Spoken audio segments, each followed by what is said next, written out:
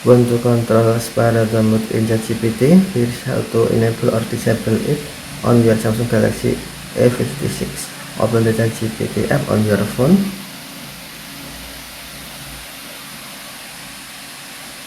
Tap your menu icon to open sidebar. Tap your profile name to open the settings. Scroll down the screen and select voice.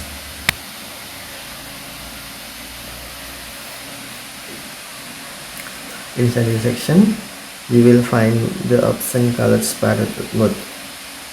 If this option is enabled, ChatGPT will use a dedicated voice interaction mode for conversation.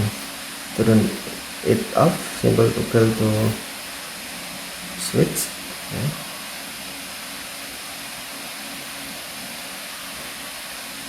You can enable it again anytime you want to use these voice features.